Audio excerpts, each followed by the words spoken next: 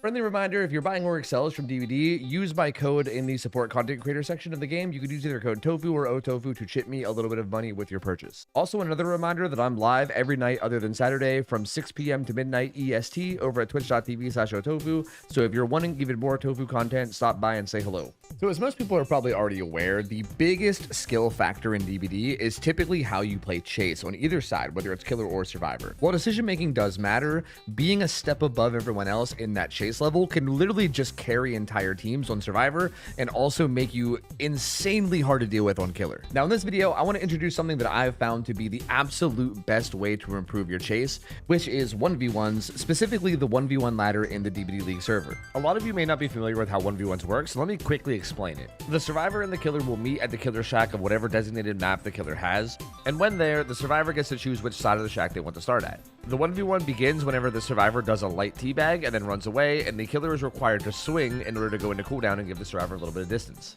A timer is also started, and essentially this timer only ends when the survivor dies. Once this happens, you then switch sides. The survivor player then plays killer, and the killer player then plays survivor, and you do it again.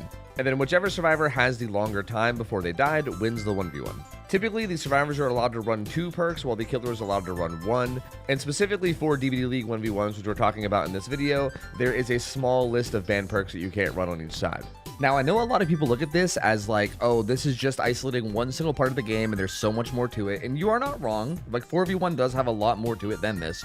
But however, this can really hone your skills in the specific chase part of the game, which like I said, is so important to being a good player in this game. Players on the ladder are so good and they grind it very often to the point where they are very good at baiting mistakes and then also punishing those mistakes way more than you'll run into in your average DBD games. So for a lot of survivors, myself included, when I first started playing ladder, I had about 10,000 hours and I didn't even realize the amount of mistakes I was making because I didn't have anyone in my public games that were actually punishing them. But once you start playing 1v1 ladder, they really show you every mistake you make, and the more mistakes you get shown like that, the easier it is to really hone in and actually stop those mistakes from happening and to become a really much better consistent survivor. Now let's talk about how to actually do ladder 1v1. So the ladder is basically a ranked ladder that's being hosted on the DBD League Discord. This is essentially the biggest org that is currently in competitive DBD. They're also supported by the developers themselves. They're a pretty big organization when it comes to comp. They're like the main hub. I will leave a link to this Discord down below in the description so anybody that's watching this can join. And once you're here, you want to go to ladder region role. You want to go to this channel and make sure you select the right role that you're in. So for me, I'm East NA, so I'll go ahead and select that. And then after that, you basically just have access to the ladder. You can see right here in the 1v1 rank channel, this is where everybody puts out their challenges and where you could also put out challenges. Essentially, even right here, you can see this is a player his name is Neutral Face, I guess. He's ranked number 286 and his region is East NA, right? You can also set requirements in order to who can accept your challenge. For instance, if you're a newer player and you don't want anybody in the top 500, you can do basically the opposite of what this guy is doing. This guy wants only people ranked 786 and higher, and also only East NA. So you can set some requirements to your challenge, or you can just accept others. Like I could accept this challenge. Well, actually, I think I couldn't accept this challenge because I don't think my rank is that high. But you can accept, you can essentially accept other people's challenge, assuming you fit the criteria, or you can put out your own challenge. Now, just to show you what happens without actually putting out a challenge myself yet, we're gonna go ahead and go up here and creep on another team. We'll go ahead and look at Zaya and this person whose name is just a dot. Essentially what happens is that when you accept a challenge or when someone accepts your challenge, it creates a thread where you two can both chat, which is over here on the side. And typically what happens is there's supposed to be like a pick and ban phase, right? This is the official way to do it, but no one really follows this. Essentially what almost everyone does on ladder is they basically just ask each other what killers they want, and then they come to some kind of agreement. Typically it's not that hard to agree. Like here, this person wanted Trapper and Wraith. This person said no Wraith, then he said then choose Bubba, and he said no Bubba, and they said pig, and then they said sure. So this is essentially how it works, is like even if people don't want a killer, typically you just kind of throw out killers until people agree, right? If you can't come to an agreement, like if this would have kept going, if this person would have said no pig and they just couldn't come to an agreement, then you go through the pick and ban phase and you do the whole pick and ban phase. But typically almost no one ever does this, and typically you just agree on a killer and then you go play. Ladder is best 2 out of 3. So essentially, usually people will pick 2 killers, and then if it ends up being a tie, they'll come back to this thread and they'll type like who for tiebreaker, basically, to try to figure out who the tiebreaker is. But essentially, people just pick 2 killers off the bat in case it's a 2-0. After that, you essentially just make sure that the other person has you added. I think these two maybe have already played, so there was no like sending each other friend requests. But essentially, you like give them your friend code, you make sure they have you added, and then you just go in and play a couple 1v1s to see who wins. As a matter of fact, I found a previous thread of theirs, so I'll even show you what happens after the game is over. So here we can see this again, where they, you know, basically did the same thing. Trap Pig, I'm down. They did their games. Actually, as a matter of fact, this is perfect because they said tiebreaker. What tiebreaker? Demo. Bubba. They said yeah, sure. So they went with Bubba.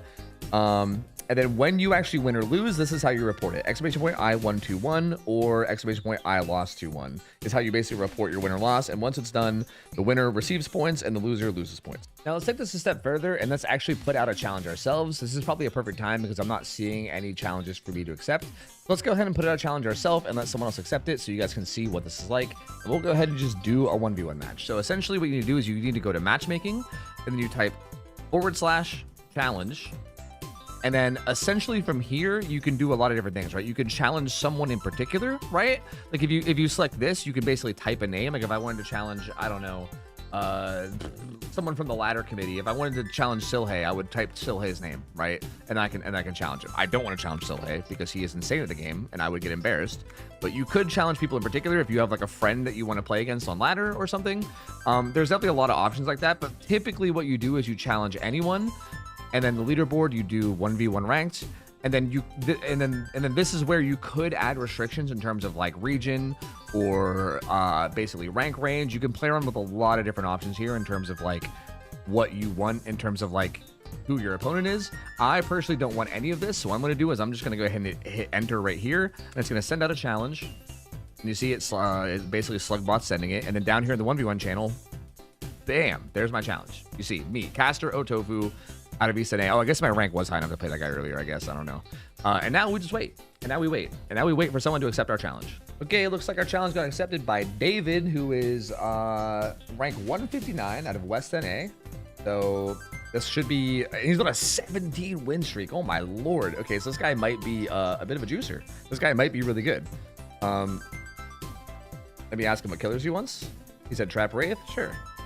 So Trap Wraith are both very common killers here. It's not very surprising, so I'll go ahead and do this. I'll give him my code. Okay, so he sent me a friend request, and I'm gonna get him into this lobby now. Actually, he sent me an invite to his lobby. Okay, so also when you're cross region like this, like if people are on different regions, then you basically take turns on who's hosting and who's not. So like because I don't know why this is a preset. That's kind of weird. Because he is hosting out of West NA, he'll be playing Killer and me playing Survivor. And after this match, I'm gonna make the lobby myself and host, since I'll be East Killer versus his West Survivor. Sorry, let me just put on my perks. Oh, I guess we're doing Wraith first. I thought we were doing Trapper first, but it looks like we're on Wraith. So every killer has a map. For instance, Wraith is played on Cool Tower. Trapper is played on Suffocation Pit. Now, if you want, you can take a minute to kind of like go around and scout. Us playing Wraith first doesn't really matter. Like, for instance, right here, we have a pretty strong pallet into a jungle gym. So this is a pretty strong side over here. And also another strong pallet. So like that left side's looking really strong. Actually, both sides are looking pretty decent. There's a strong pallet there too. So essentially, you can scout a little bit if you want, but obviously you don't want to take all day because it's kind of rude, you know? But here, when you go to Shack, you can pick a side. Like, I'm going to go ahead and take this side. Wait, where is he? Like, when he gets here, I could basically the survivor picks a side. So essentially, I can go to this side, which forces him there. And basically, as soon as I teabag, I start the timer, and then we go. So, let's go. We're going to go straight to these God Rocks. People with Wraith typically try to outplay Shack a lot, and I know that, so I'm just going to leave. That's why I just left there. We did kind of catch him. Like, he was kind of messing around and trying to outplay Shack. We get a long stun on him. We kind of baited him into walking into the pallet and get him with a long stun, which is good. He might break that. He might not. We have a pallet. Wow, our RNG here is actually insane. This guy's gotten really unlucky just with RNG. I'm gonna go ahead and pre-throw that and let him kick it. This should be able to give me. This should give me main window. As long as I don't let him block it, which I don't. Okay, he's got bamboozle. Gonna make sure it doesn't. Oh, I said make sure it doesn't block it, but then I let him block it. That was really sloppy of me. Okay, I'm gonna eat that hit. This is actually very sloppy of me. Where am I going? I have nothing over there. This was a mistake. Yeah, I fucked up bad here. This is a huge mistake. Wait, I do have a pallet here. Okay, I don't know what I'm doing. Okay, I don't know what I'm doing. That was really, really bad. I think I was too busy talking and not focusing, which normally when I do 1v1s, I'm hyper focused. I feel like if I was actually like not commentating like in a YouTube video and just focusing, I'd probably do better here, but that's okay. That's okay. 102.57 is not the best time, especially considering that was probably the best RNG I've ever seen on Cool Tower. Like that was amazing RNG, and I kind of fumbled that around a little bit. But that's okay. That's okay. That's okay. We'll see what we can do anyway. Even if I don't win this, it's not really the end of the world. Let's get him in here. It's giving me like these weird default builds for some reason. So let me just go ahead and throw together the actual build I want. Which is Windstorm, Swift Hunt. So yeah, 102 is not a very good time. He'll probably be able to beat this, especially considering this guy's pretty high ranked. I don't think I'm gonna be able to kill him faster, but I'm gonna try anyway. We'll just see. And regardless, I think even if you lose, the thing that I love the most about 1v1 ladder is I feel like even when you lose, I don't mind. Like, it's not one of those, like I don't personally play 1v1 ladder to, you know, become the highest rank, right? Because, like, I know that I'm nowhere near as good as the people that are the super highest rank. Like, I'm not as consistent. But I think the big thing is I think the more you play this, the more you become consistent, right? Like, for instance, I'm playing this on this video right now, but I haven't really done 1v1s in a long time. It's been a decent chunk of time before, you know, like since I've actually been doing them regularly. But back when I was doing them regularly, I was definitely the most consistently good that I've ever been. Like, I felt very, like, what happened to me on my Survivor side would have never happened to me if I was actually in the peak of my grinding. So, like, I probably would have got like 230 or something, maybe, like, minimum. But that's why I love it, because I feel like even when I lose, I personally don't feel bad about it. I just like it. I like to look at it as like a learning experience, right? Like I think when I lost there, it was mostly just me panicking. I got hit and I wanted to use my distance to make it back to that overpowered left side, but I should have just stayed where I was and like found a way to make it work. All right, I'm gonna come in a cloak. Okay, so 102 is the time to beat, which I'm probably not going to, but it's okay. He wants this side. We're gonna give it to him. Sounds like he's going around the back of Shack. This is somewhat mind gameable, because especially with Windstorm, because of how fast you are. He knows that though, and he's gonna cut wide. See, his really good movement from in there. I know he's gonna bait this, so it's okay. We're gonna let him have it. He vaults that. He doesn't have Lithe because he didn't go fast there. Back to his own West Ping means we can try this, but we're probably not gonna get it. This pallet is not mind gameable really, but I can zone him and kick it here. This should probably be a hit. Oh, it's very close, but not quite. We can bait a throw. Nice. We baited the fake there. The problem is that our time was so bad that he can just play safe now, right? Like, I think this wouldn't be bad if this was like the first attempt here, but because his time was so good on killer and my survivor kind of fucked up. Yeah, I basically have to go for a mind game here and not be able to. Yeah, he's just gonna. Yep. He plays the safe and goes to the pallets. Yeah, that's really smart of him. Yeah, see, he knew his time was not that hard to reach, so he can kind of just play really safe and use like the pallets here and just stick them and basically win no matter what. This pallet's actually mind gameable with Windstorm, which is kind of interesting. This is something I learned from ladder, is that this pallet's actually not perfectly safe against Windstorm.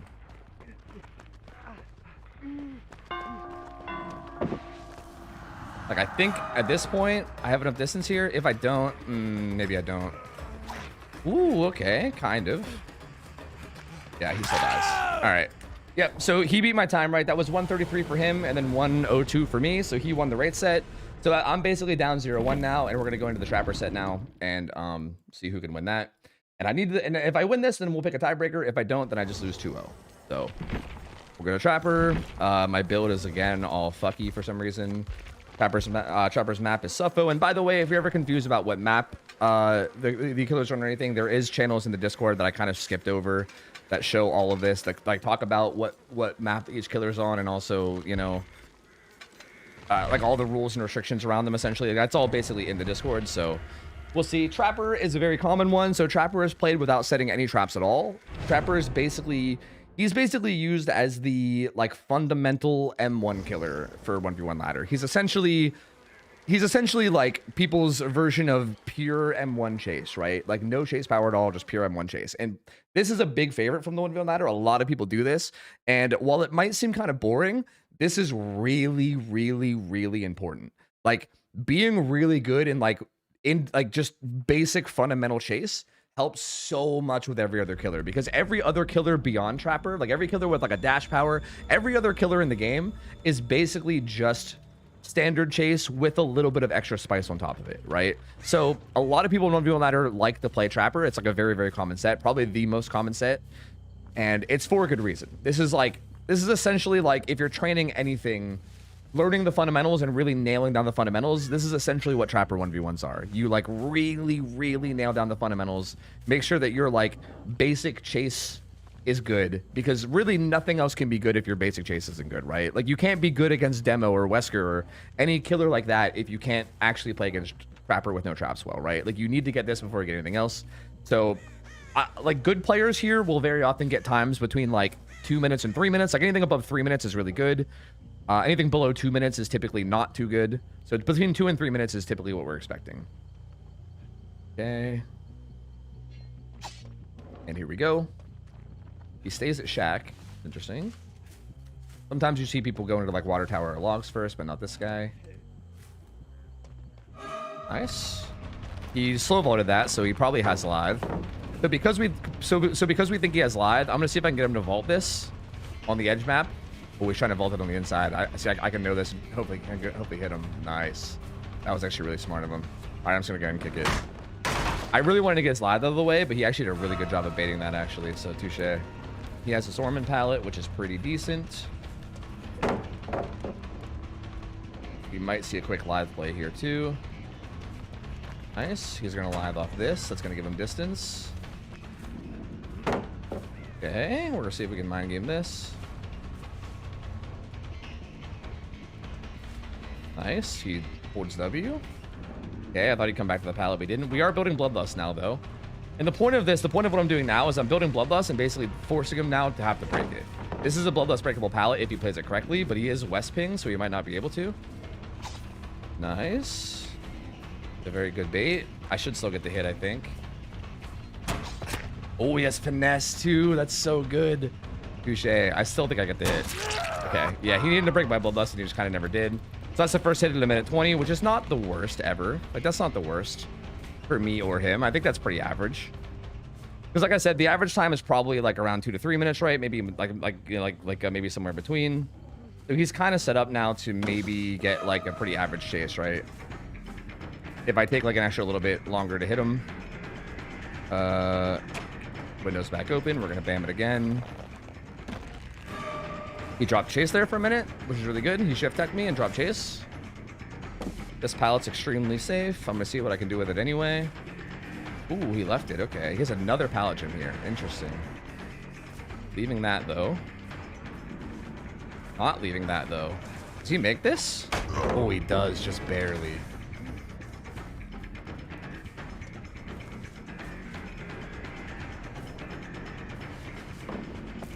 Alright, so I'm gonna go ahead and kick it.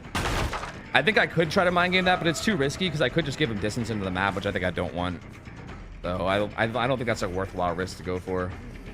He's heading back to this pallet. I just kind of want to zone him away from main. Nice, finds another filler. This is a pretty bloodlustable filler. So we can kind of test him here and see how he plays it. Whether he opts to leave or whether he opts to just let me go for bloodlust. Nice. And I think I should have him here. There we go, 249. Now that's a pretty good time. Kind of like I said, I think good players usually get between 2 minutes and 3 minutes. So that was pretty good. It's gonna be hard to beat. I mean, especially considering it's east to west ping. It's not impossible to beat, but it's gonna be very, very hard for me to beat. So we'll see. Okay, so 250 is time to beat. I want to quickly take a look at my RNG down here to see what it is. Like we have a decent filler there. Nothing spawned here. Did this filler spawn too? It did not, did it? Okay. Rod rock in the corner, but that's super isolated. So like our area around Shack, like our bottom side of the map is looking pretty bad. So essentially my goal here is that I'm gonna want to not stay here. I'm gonna want to like leave bottom side ASAP. Like I'm probably gonna play Shack. I might play Shack and this pallet a little bit, but I think first opportunity to get away from here, I'm gonna try to do it and try to get down across the map. We'll see. Okay, he went around back. We saw his red light there for a second. Nice, we bait that. We can go around back now. This also means we don't have to waste our lives too, which is really good. Now we can go over here and fuck around with this rock.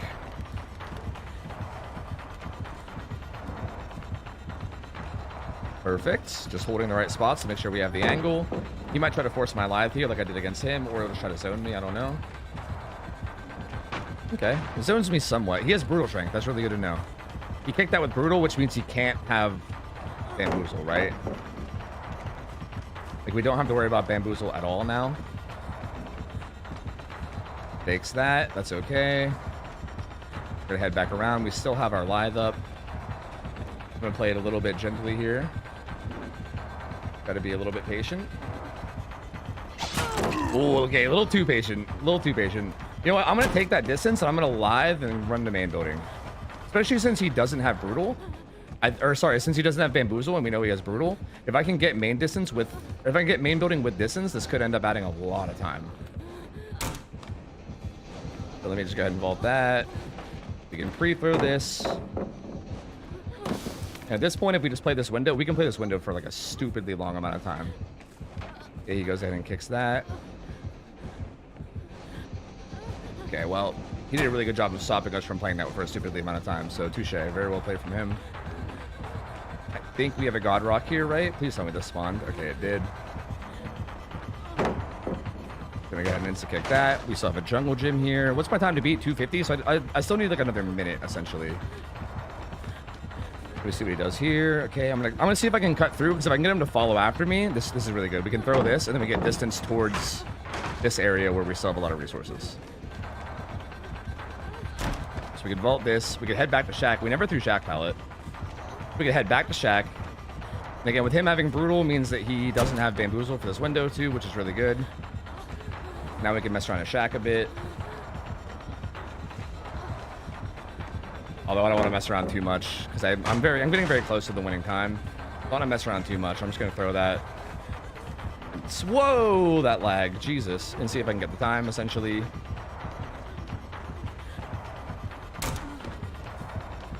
Nice, he goes after me there. He didn't swing at that, touche. That was really good. I was hoping he would swing at that. Wait a minute. Wait a minute. He goes around that. Oh. Oh, I think he beat me by like a second, right? Oh, I don't even know. Was it like a second? I don't even know. That was so close. Let me actually go see what he says on Discord. I actually don't know. I think he beat me by like a second. Well, he just said GG's, so I think so. Yeah, he hit me with the GG's. I'm pretty sure I had about a second difference. So yeah. I'm just getting him with the G. I could see, like, this is where I could make a big fuss and try to be like, actually, my timer said it was a tie or something, but I'm not gonna, it's fine. He played really well. I think he deserves to win. This is where, like, I don't really stress that much about my rank to the point where, like, I'm not gonna argue it. I'm just gonna say GG's, well played. And I would do I lost 2-0. Then he does I won 2-0. And then basically once both sides report, it should be good. And see, wholesome gamer. Everyone on the I will say almost everyone I've interacted with on ladder is generally pretty wholesome. I know obviously I have like the streamer privilege thing where people are probably going to be less rude to me because I'm a streamer, but still, even from everyone else I've met, I feel like as long as you're chill with people, usually everyone on ladder is super chill and sometimes even like really helpful towards like new players and stuff. So yeah, it's really, really cool to see, man. Now, in terms of how to actually use a timer, I'm going to leave a link to the timer that I use. This is just basically a like speedrunner timer. There's a lot of these. I personally use one called Live Split. I'll leave a link down to the download below. Basically, once you download it and then run the application, it'll just pop up a timer on your screen, kind of like this. And essentially what you can do here is you can right click on the timer, go into your settings, and then there's a couple settings that you probably want to change. Like you want to make sure global hotkeys is on. That way, like if you don't have global hotkeys on, I think your hotkeys won't work if you're tabbed into a different game such as DBD. And for instance, I just changed the hotkey from start/split to whatever the hotkey that I wanted to use is, which is basically the like tilde key or whatever you call it, tilde. And essentially that's all I changed. I just changed that and I put on global hotkeys and that's all I changed from default settings. And then if you just hit okay, at that point, I just hit the same button to start, stop, and reset. It's like, that's how it start, stop, reset. So that's essentially how I have it set up. Obviously you can set up any way you want yourself, but this is probably the best resource that I have in terms of how to actually keep track of the time in game. Now, beyond this, there's still some information in here. Obviously, if you're more confused, this is probably something I could have put in the beginning of the video, but you know what? Here we are already, so it's fine. Like, for instance, if you want to know the exact balancing of certain killers, you could also, you can come to this channel where people punch in killers, and it tells you essentially what are allowed to be ran and what's not allowed to be run. For instance, like here, this is like the Blight one, which basically shows that like Blight can't use any add-ons that are Ultra Rare, Compound 21, or Adrenaline Vial, and also can't run Brutal Strength, even though Brutal Strength is typoed. Essentially, you can get like quick balancing here, but there's also balancing like here. This shows the general 1v1 balancing for every killer in the game, essentially. So there's a lot of different things that you have in terms of resources to show you balancing. You could also just ask people that you get on ladder as well, and they'll tell you, because there's a lot of that happens as well, where you could just literally ask people if you're confused, and most people will be more than willing to just let you know what the rules are. That way you don't have to like search all over the place for them. And generally speaking, this is just pretty much, in my opinion, the best way to get good at the game. I think at any point, if you're already a pretty above average player who just is really good at like recognizing your own mistakes and getting better, this is definitely the best way to identify your own mistakes in a massive way. And if you grind 1v1, I promise, like if you grind 1v1 ladder, there was a point in time, maybe like a year ago, where I grinded this and played it a lot over the course of like a month or two, and I improved more in that month or two than I ever have over years of playing this game. Like it is such a good way to get good at the game, and it's also just incredibly fun the more you get into it. So big shout out to DBD League. I'm kind of giving them, I guess, a little bit of promo here for free, but I mean, also they're a great org, so I'm just happy, I'm happy to do it. And shout out to them for putting this whole thing together, because it's really, really fun and a really good way to kind of be competitive and improve at the game.